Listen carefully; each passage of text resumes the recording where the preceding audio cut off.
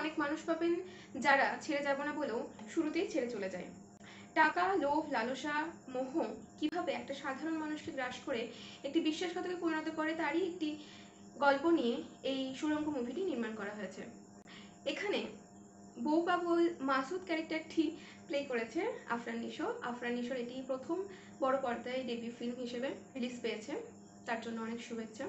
কিন্তু এই মুভির একটি বড় অংশ জুড়েই রয়েছে এই ব্যাংক ডাকাতির গল্প, অর্থাৎ সুড়ঙ্গ খুঁড়ে কিভাবে একটি ব্যাংককে ডাকাতি করা হচ্ছে, লুটে নেওয়া হচ্ছে, তার গল্পই রয়েছে এই মুভিটির প্রধান পার্ট।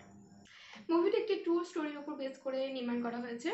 2014 সালে বাংলাদেশের কিশোরগঞ্জে হাবিবুর রহমানের যে ব্যাংক ডাকাতি, সোনালী ব্যাংক ডাকাতি গল্পটির উপরেই ক্যারেক্টার হিসেবে বলতে গেলে মাসুদ ক্যারেক্টারটি যে নিশো প্লে করেছে এখানে, সেখানে তাকে একদম ডিপলি ক্যারেক্টারের মধ্যে ঢুকে যেতে দেখা গেছে, অর্থাৎ তিনি জাস্ট ক্যারেক্টারটার জন্য একদম পারফেক্টলি অভিনয় করেছে এবং এটা দেখা গেছে বিভিন্ন পার্টে। বিশেষ করে এখানে যে সুড়ঙ্গ খোঁড়ার যে পার্টটি দেখানো হয়েছে সেখানে যতটা অ্যাগ্রেসিভভাবে তিনি কাজ করছেন, অভিনয় করছেন, সত্যি অসাধারণ। এবং পুলিশের সামনে তিনি যে স্টেটমেন্টটি দিচ্ছেন একদম পারফেক্টলি মনে হচ্ছে কোনো ব্যক্তি এমনটা ঘটেছে বলেই সে স্টেটমেন্টটা দিচ্ছে, তার সিচুয়েশনটা তিনি তুলে ধরেছেন, সেটা একদম তার ক্যারেক্টারের সাথে মিল খেয়ে গেছে। এবার আসি মাসুদের স্ত্রী অর্থাৎ তমা মির্জা অভিনেত্রী যে ক্যারেক্টারটি প্লে করেছে, তিনি যেখানে নেগেটিভ ক্যারেক্টার প্লে করেছে। এবার নেগেটিভ ক্যারেক্টার প্লে করাটা কিন্তু খুব একটা সাধারণ ব্যাপার নয়, তাকেও কিন্তু সেই নেগেটিভ ক্যারেক্টারের মধ্যে ঢুকে গিয়ে সেটাকে প্লে করতে হয়, অভিনয় করতে হয়। এবং তার যে এখানে কৃতিত্বটা রয়েছে, তিনি যে বারবার বিশ্বাসঘাতকতা করছেন, বারবার বিশ্বাস ভেঙে দিচ্ছে মাসুদের, এই পার্টগুলোকে যখন দেখানো হচ্ছে তিনি কিন্তু খুব সুন্দরভাবে অভিনয় করে গেছেন। এবং পুলিশের অ্যাজ এ ডিটেকটিভ হিসেবে শহীদুজ্জামান খান যে এখানে ক্যারেক্টারটি প্লে করেছে আপেল খান হিসেবে, তার যে ক্যারেক্টারের ডায়লগগুলো রয়েছে সেগুলো অ্যাজ এ কমেডি এবং অসাধারণ লাগবে যখন আপনি শুনবেন ডায়লগগুলো, এবং শেষ পর্যায়ে গিয়ে আপনি হাসতে এক প্রকার বাধ্যই হবেন। মিউজিকের কথা বলতে গেলে নুসরাত ফারিয়ার একটি আইটেম সং এখানে রয়েছে, যেটা মুভিটাকে রিলেট করে লিরিক্সগুলো রাখা হয়েছে ঠিকই, তবে খুব একটা খাপ খায়নি, এটা আমার ব্যক্তিগত মতামত। এবং এছাড়া বাকি যে মিউজিকগুলো ব্যাকগ্রাউন্ডে চলছে, আফরান নিশো যখন সুড়ঙ্গ ভেদ করে ক্রমাগত সুড়ঙ্গ খুঁড়তে খুঁড়তে এক প্রকার পৌঁছে গেছে, তারপরে যে গানটি রয়েছে সেটা আমি এখন বলবো না, এটা স্পয়লার হয়ে যাবে, তো সেটা অসাধারণ ছিল, পুরোনো গান যদিও, বাট এমন একটা পর্যায়ে সেটাকে ইউজ করা হয়েছে, খুবই অবাক লেগেছে আমার এবং খুব ভালো লেগেছে একই সাথে।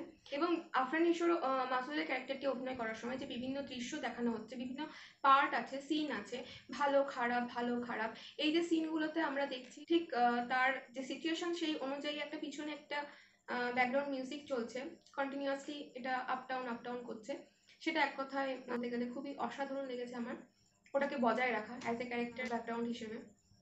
এবার বলি আমার কিছু ব্যক্তিগত মতামতের কথা। মুভির পোস্টারে আমরা দেখেছি যে রায়হান রাফির সুড়ঙ্গ লেখা পোস্টারটিতে রয়েছে। তো রায়হান রাফির যে বিগত মুভিগুলি রয়েছে সেখানে যে ফিমেল ক্যারেক্টারগুলি আমরা দেখেছি প্লে করতে, ক্যারেক্টার গুলো, চরিত্রগুলো, সেগুলো সবকিছু নেগেটিভ রয়েছে। এগুলো কিন্তু তিনি ইচ্ছাকৃতভাবে নেগেটিভ প্লে করে বা ফিমেলদের প্রতি তার কোনো বিদ্বেষ রয়েছে এমনটা নয়, কারণ তিনি যে মুভিগুলি করে এসছে সেগুলো সবই হচ্ছে বেসড অন ট্রু স্টোরি, মানে কোনো রিয়েল ঘটনা, কোনো রিয়েল ইনসিডেন্টের উপর বেস করে করা। সেই হিসেবে তো ক্যারেক্টার মেলাতে গেলে পরে ফিমেল ক্যারেক্টারকে নেগেটিভ দেখিয়েছে, সেটা এখানে কোনো নেগেটিভ ইম্প্যাক্ট ফেলে না এই মুভিটাতে অন্তত। এবং বলে রাখা ভালো যে এই মুভিটি কোনো ফ্যান বেস নয়, মানে আফরান নিশো এত বছর ধরে নাটক করে আসছে বা ওয়েব সিরিজও করেছে, কিছু সিজনও রিলিজ হয়েছে, কিন্তু তা বলে যে তার যে খুব বড় মাপের একটা ফ্যান বেস তৈরি হয়েছে বলেই তাকে বড় পর্দায় রিলিজ করা হচ্ছে এমনটা নয়। তার কারণ হচ্ছে ঘটনাটি অলরেডি একটা ব্যাংক ডাকাতি নিয়ে, এবং এই যে সুড়ঙ্গ ঘোরা ব্যাপারটা, এটা আপনাদের ঠাকুরদা বা ঠাকুমার কাছে শুনে থাকবেন যে গ্রামের দিকে পুরনো আমলে আর কি এভাবেই ডাকাতি হতো সুড়ঙ্গ খুঁড়ে, এবং মানি হাইস্টেও আমরা এই জিনিসটা দেখেছি কিছুটা, এরকম একটা মিল রয়েছে আসলে। তো এটা কোনো মাপেই কপি বা এটা একই লাগবে হয়তো দেখতে, বা আহামরি খুব একটা ঘটনা নয় এটা, কিন্তু ওই যে পরিশ্রমটা রয়েছে, রায়হান রাফি বিভিন্ন ইন্টারভিউতে দেখিয়েছে যে কিভাবে তারা সেট নির্মাণ করেছে, এটা ন্যাচারালি অন্যান্য মুভিতে আমরা দেখি না বা কোথাও হয়তো আমরা জানতে পারি না। তো তিনি যে সেট নির্মাণ করেছে এবং ওই যে সুড়ঙ্গর পার্টটুকু রয়েছে সেটা লিটারেলি একটা সিমেন্ট দিয়ে একটা ঘরের মধ্যে এক কর্নার থেকে আরেক কর্নার পর্যন্ত এভাবে লম্বাভাবে করা, ওইটুকুর মধ্যে সেটা শ্যুট করা, এটা সত্যি এটা হার্ড ওয়ার্কিং, এটা চ্যালেঞ্জিং ব্যাপার যে এত কিছু একই সাথে করা, সেট থেকে শুরু করে ডিরেক্ট করা মুভিটা। এবং এই মুভিটির বিভিন্ন দৃশ্য যেটা না বললেই নয় যে ওয়ান টেক, অর্থাৎ একই সাথে শ্যুট করা হয়েছে। যেমন আপনারা দেখতে পাবেন যে মাসুদ যখন বিদেশ থেকে বাড়ি ফেরে এবং বাড়ি ফেরার পর যখন দেখে যে তার স্ত্রী আর নেই ঘরে, তখন যে বিভিন্ন দৃশ্য দেখানো হয়েছে সেটা এক ঘর থেকে আরেক ঘরে সে কল্পনা করছে এবং তারই সাথে লাল লাইটিংয়ের যে ব্যাপারটা রয়েছে সেটা এক কথায় অসাধারণ। এবং বিভিন্ন দৃশ্য থেকে আরেকটা দৃশ্যে যে জাম্প করছে এবং তার আগে যে একটা পার্টিকুলার শট দেখানো হচ্ছে, এটাতে বোঝা যাচ্ছে যে সে আরেকটা গল্প থেকে আরেকটা গল্পে এন্টার করছে, মানে একটা পর্ব থেকে আরেকটা পর্বে যাওয়া, কিন্তু সেই পর্বটি আগের পর্বের সাথে ওতপ্রোতভাবে জড়িত, অর্থাৎ ঘটনাচক্রান্তে মিল আছে। মুভিটা এক কথায় সত্যি বলতে অসাধারণ লেগেছে আমার।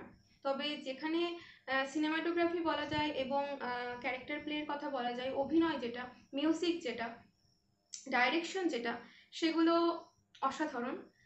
সেগুলো হয়তো আপনাদেরকে খুব আনন্দ দেবে। অবশেষে একটা কথা বলতে চাই, সেটা হলো যে কখনো দামি সিগারেট খেয়ে যেখানে সেখানে ফেলে দেবেন না। ভিডিও ভালো লেগে থাকলে অবশ্যই সাবস্ক্রাইব করে দেবেন এবং বন্ধুদের সাথে শেয়ার করে দেবেন, আর অবশ্যই লাইক দিতে ভুলবেন না।